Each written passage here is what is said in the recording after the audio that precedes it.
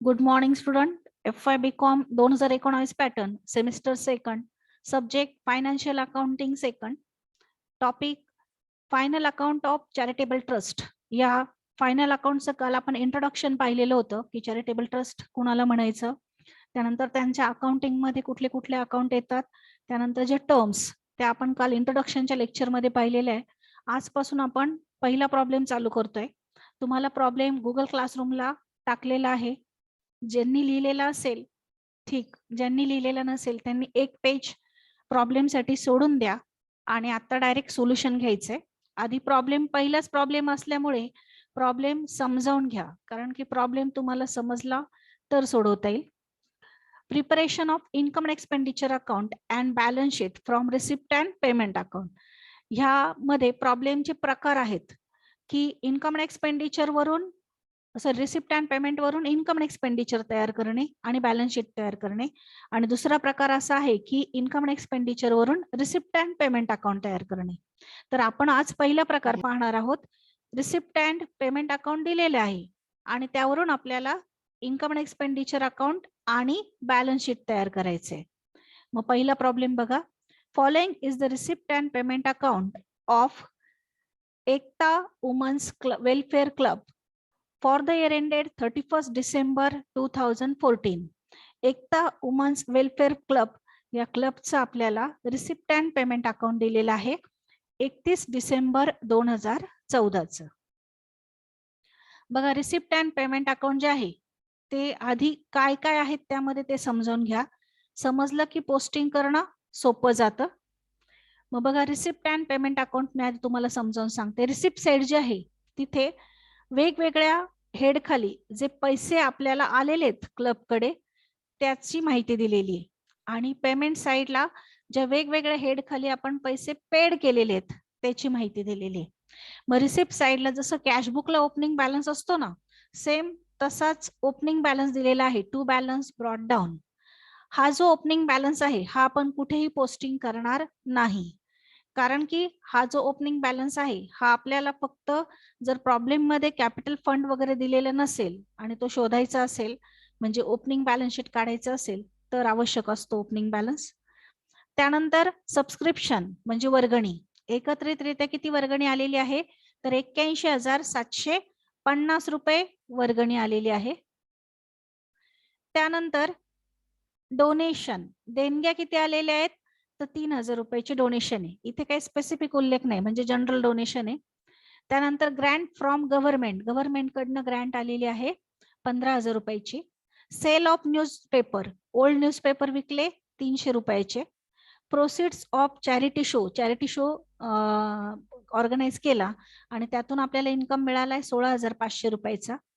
Interest on investment at 10% for full year 7,000, 7,000 रुपये. ज्या काही गुंतवणुकी होत्या त्यावरचं व्याज आलेलं आहे 10% 7,000 रुपये. आणि किरकोळ सन्ड्री इन्कम आहेत 400 रुपयाचे. हे जे सगळे इन्कम्स आहेत रिसिप्ट साइड आहे ही, आणि हे जे पैसे आलेले आहेत हे सर्व पैसे जे आहेत ते आपण इन्कम अँड एक्सपेंडिचर अकाउंटच्या इन्कम साइडला दाखवणार आहे. मग इन्कम अँड एक्सपेंडिचर अकाउंट हे आपलं प्रॉफिट अँड लॉस अकाउंट प्रमाणे असतं की ज्याची क्रेडिट बाजू ही इन्कम असते आणि डेबिट बाजू ही एक्सपेंडिचरची असते. पण पोस्टिंग करत असताना ज्या ज्या आयटमवर ऍडजस्टमेंट आहेत ते आयटम आपण इनरला घेणार आणि त्यावर कॅल्क्युलेशन करून त्याचे ऍडजस्टमेंट सॉल्व्ह करणार. बघा, मग आता ऍडजस्टमेंट कशा कशावर आहे तर सबस्क्रिप्शनवर ऍडजस्टमेंट आहे. बघा, सबस्क्रिप्शन आउटस्टँडिंग 2 वर्षाची इथे आउटस्टँडिंग दिलेली, 1/1/2014ची, 1/31 डिसेंबर 2014ची. मग ज्या वेळेला आपण सबस्क्रिप्शनचं पोस्टिंग करू त्यावेळेला काय करावं लागेल तर आउटस्टँडिंग सबस्क्रिप्शनचा जो ओपनिंग बॅलन्स आहे, ओपनिंग मी का म्हणते कारण याला तारीख किती आहे 1/1/2014 म्हणजे 1 जानेवारी 2014. मग ओपनिंग बॅलन्स म्हणजे ही थोडक्यात मागच्या वर्षीची आउटस्टँडिंग आहे, आणि क्लोजिंगची आउटस्टँडिंग म्हणजे ही चालू वर्षाची आउटस्टँडिंग आहे. आपला रूल काय असणार आहे तर मागच्या वर्षीची जर ओपनिंगची आउटस्टँडिंग असेल किंवा मागच्या वर्षीची आउटस्टँडिंग असेल तर ती लेस करायची, आणि चालू वर्षाची आउटस्टँडिंग म्हणजे क्लोजिंगची आउटस्टँडिंग असेल तर ऍड करायची. त्यानंतर आणखी एक ऍडजस्टमेंट आहे सबस्क्रिप्शनवर. बघा इथे, सबस्क्रिप्शन रिसिव्ड इन ऍडव्हान्स, याला आपण प्री रिसिव्ह असं पण म्हणतो. प्रीपेड जो शब्द आहे ना, खर्च असेल तर प्रीपेड असतो, इन्कम असेल तर प्री रिसिव्ह असतो. तर प्री रिसिव्ह सबस्क्रिप्शनची पण ऍडजस्टमेंट आहे, सबस्क्रिप्शन रिसिव्ड इन ऍडव्हान्स. मग त्याचे पण दोन बॅलन्स आहेत, एक 2014चा आहे आणि एक 31 डिसेंबर 2014चा आहे. म्हणजे एक ओपनिंग आहे, एक क्लोजिंग आहे.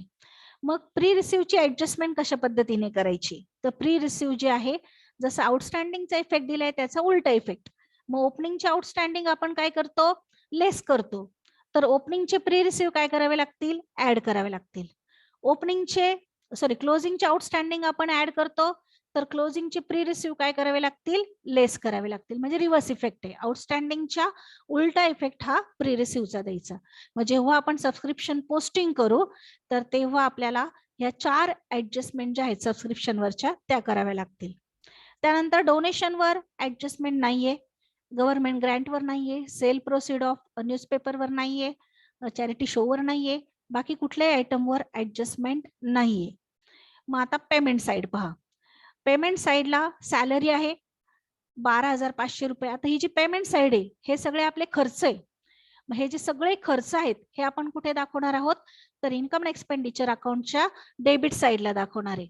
फक्त यात जो इक्विपमेंट नावाचा आयटम आहे ती आपली ऍसेट आहे, ती सोडून बाकीचे salary, stationery, electricity charges, insurance, petty expenses, expenses on charity show, newspaper, lecturers fee, honorarium to secretary, हे एवढे आयटम आपण इन्कम एक्सपेंडिचरच्या डेबिट साइडला दाखवणार आहोत.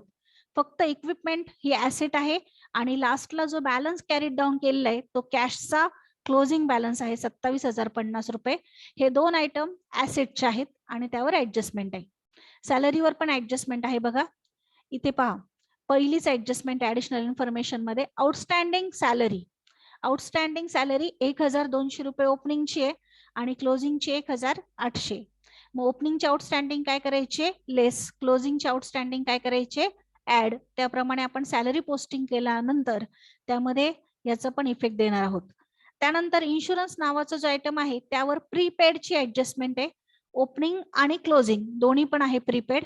मग प्रीपेड आउटस्टँडिंगचा उलटा इफेक्ट असतो. मग प्रीपेड आपण काय करणार आहोत? ओपनिंगचे आउटस्टँडिंग लेस करतो तर ओपनिंगचे प्रीपेड ऍड करावे लागतील. क्लोजिंगचे आउटस्टँडिंग आपण ऍड करतो तर क्लोजिंगचे प्रीपेड काय करावे लागतील? लेस करावे लागतील. मग इन्शुरन्सवर ऍडजस्टमेंट आहे. त्यानंतर इलेक्ट्रिसिटी चार्जेस जो आहे त्यावर पण ऍडजस्टमेंट आहे. आउटस्टँडिंग आहे, ओपनिंगचा नाहीये परंतु क्लोजिंगचा आहे. मग क्लोजिंगचे आउटस्टँडिंग काय होतील? ऍड होतील. त्यानंतर स्टॉक ऑफ स्टेशनरी. स्टेशनरीचा स्टॉक शिल्लक आहे. मग स्टेशनरी इथे 1,700 रुपये दिलेली आहे पेमेंट साइडला. म्हणजे 1,700 रुपयाची स्टेशनरी आपण खरेदी केलेली.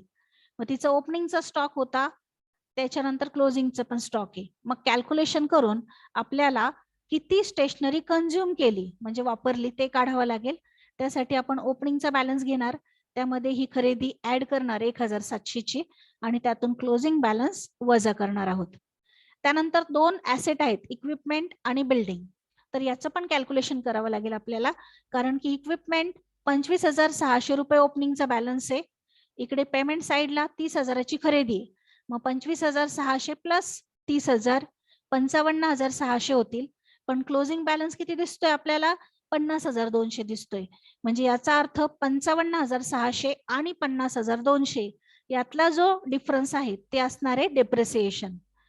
त्याचप्रमाणे बिल्डिंग ओपनिंग आहे 1,20,000, क्लोजिंग आहे 1,14,000, म्हणजे 1,20,000